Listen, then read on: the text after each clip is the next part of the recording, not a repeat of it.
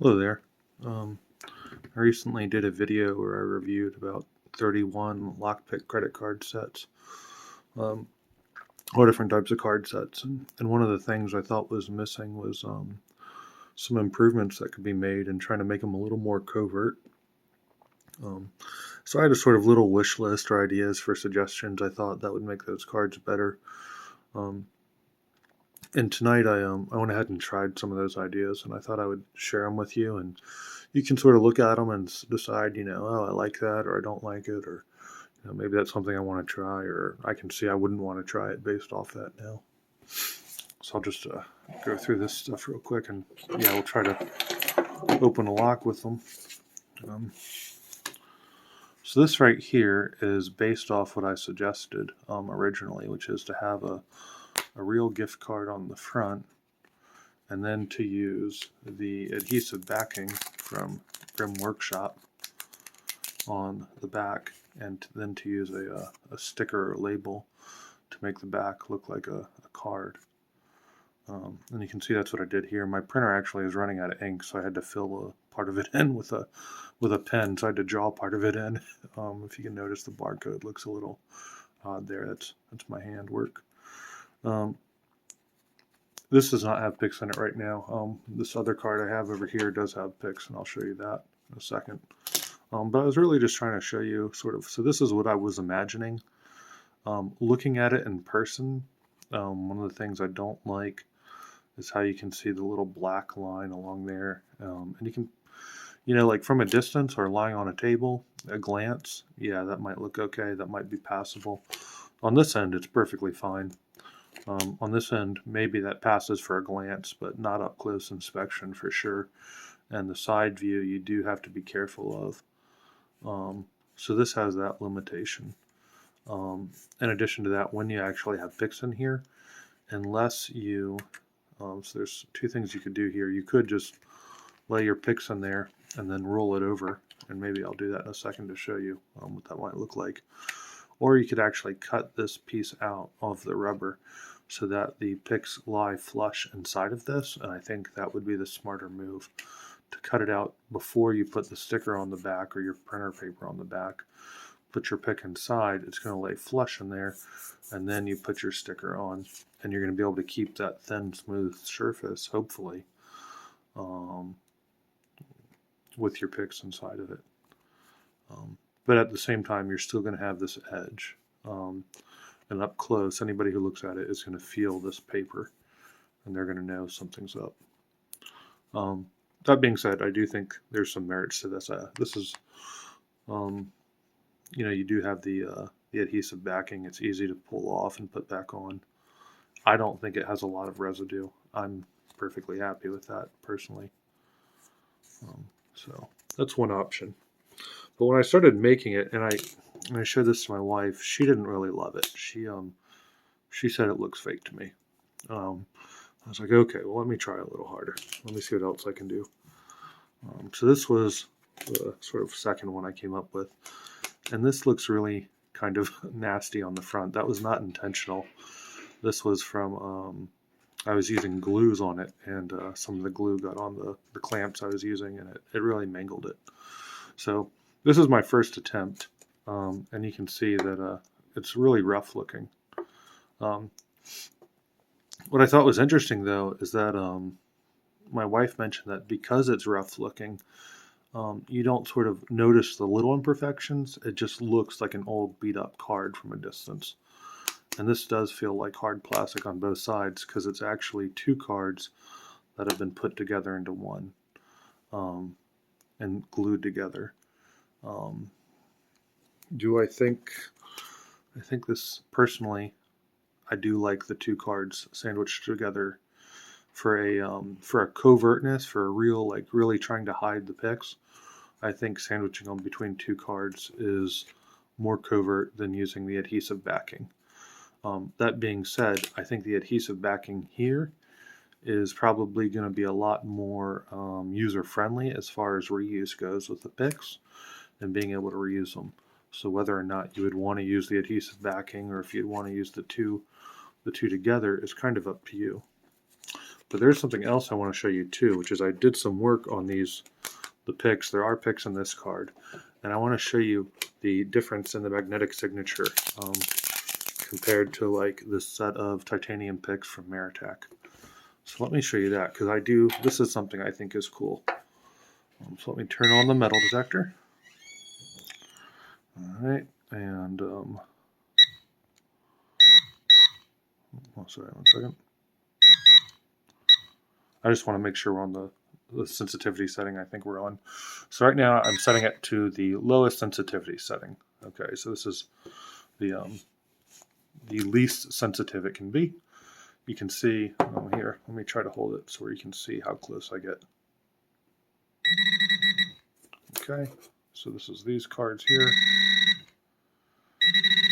And these are the titanium cards. You can see there's a good amount cut out there, but it does set off this metal detector as I bring it next to it. And every credit card pick set I reviewed, titanium ones included, they all set off the metal detector even on the lowest setting. All right, now I'm going to show you the one I put together tonight.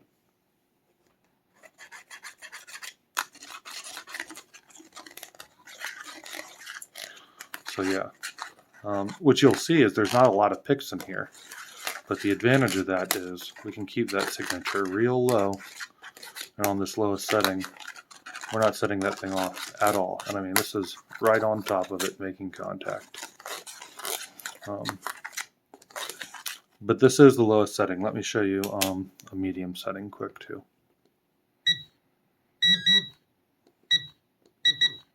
Okay, so we're setting it to medium. And I'll show you for comparison. This is the Meritech card. I'm going close.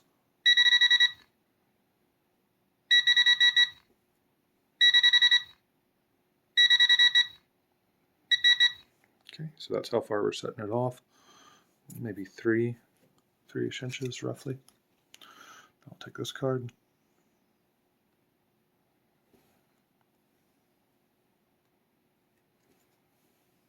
Now if I move it here, right on top of it in certain positions, it will set it off. But you can see I am making contact with it. Even if I don't make contact, let's see how close we get.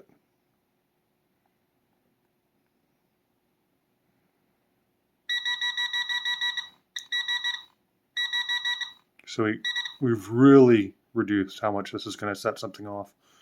And that may not make a big difference if you're like walking through a large like metal detector, but if somebody starts winding you down, the less signature you have, I think the better. But I wanted to show this too because I also think this solution isn't perfect, but definitely better. Sorry, I know that must be super irritating. 1 second and I'll get this guy turned off. Okay. All right, so that's the pick sets. That's what I'm happy about here. And I'm going to open this up for the first time, and we'll look at the inside of this together, and we'll see if we can actually use these picks or if they're all covered in glue and paint. On the edges here, to sort of try and mask the gap a little bit, I did put a little bit of paint. That might be fine for somebody making their own set. I'm not sure what a better commercial solution would be. Let's see if we can get this guy open. Ooh, it does not really want to open. There we go. All right. Okay. Oof. So that's kind of a bummer right there. You can see that that's not very reusable.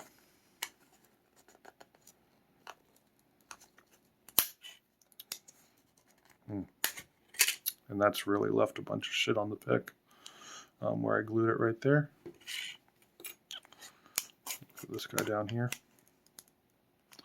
So these two picks are from Hard Case Survival. They're from their Bogota mini flat set. However, I filed these down even more to sort of give an example of what I would like to see, I guess, in a minimalist kind of pick set, which is you've got the tension wrench built into the pick.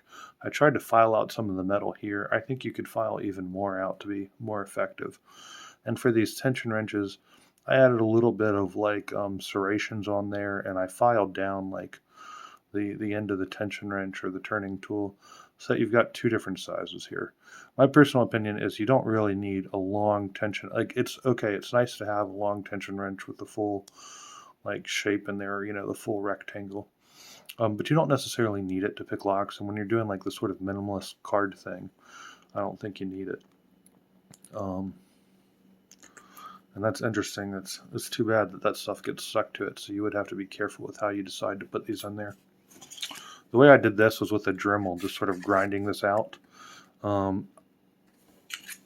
don't know that that's the best way. I'm sure that there's better ways to sort of file this out.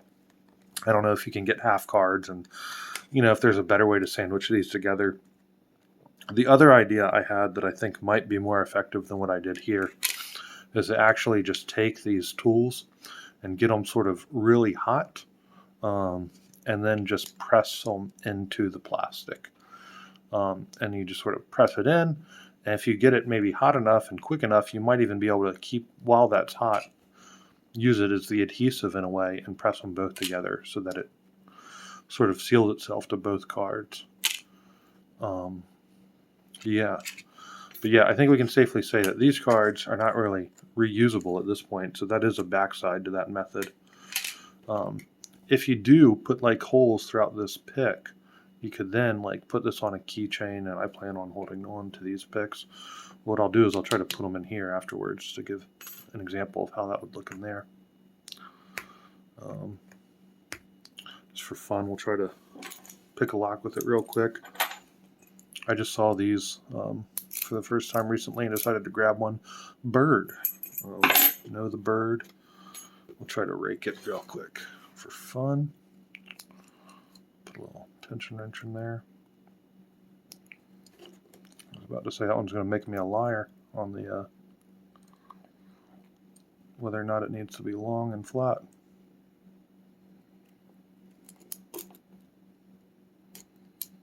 Maybe it is.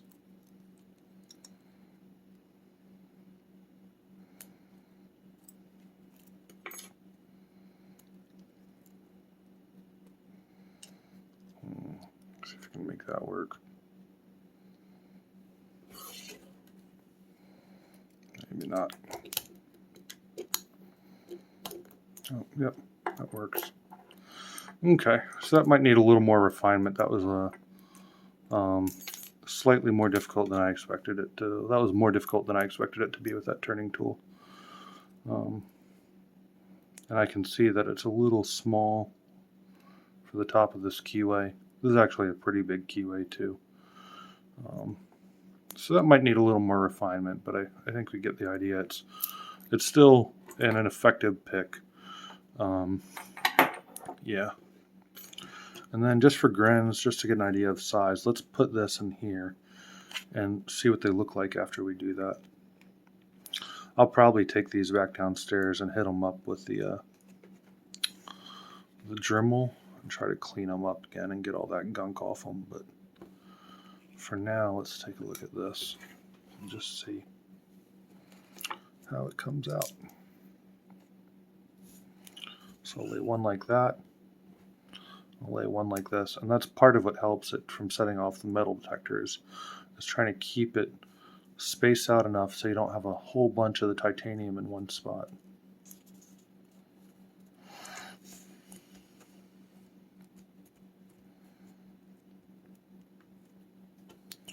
Okay. I'm not sure if you can see that. I can definitely feel it, the minute I hold this card. Even if it might look okay on the camera, I can tell you that the minute I hold this, it clearly doesn't feel like a card on the backside. So in my opinion, this is not in any way passable up close inspection. unless somebody's extremely busy and not paying attention, they're going to notice that. That being said, visually, I think from a quick glance, that could go through a lot of things. If that's mixed in your wallet with a bunch of other cards, that's much, definitely passable for a lot of situations. Yeah, I do think these are better for like really trying to hide something. I think this idea of sandwiching them between two cards is the way to go. But maybe for practical application, if you don't need all that, and you just want something a little bit more covert, then using these replacement backings from Grim Workshop, printing your own backing on a gift card might be another way to go too. Yeah, and that's all I've got. Other exciting news. This weekend I'm volunteering with Tool at the Lockpicking Village at ShmooCon in Washington, D.C. And that's been pretty cool. Today we did a little class before the actual Lockpicking Village opened. Some of the other lockpickers teaching stuff, and David from DC Locksport and DC showed me how to impression dimple locks doing foil impressioning, and I had never done that before, and he showed me how to do that, and I was able to get it to work on one of the locks, and that was really cool. And afterwards we tried it on a multi-lock, but it did not work with the pin and pins. The dimple lock we tried it on was not pin and pin, but it did work on that one. And I think he got his kit, I think he said it was from Alibaba. Yeah, but that was neat, and we're going to be doing that in the weekend, this weekend, so that should be fun. Anyways, that's all I've got. Thank you for watching. I can see this is getting a little long. Thank you.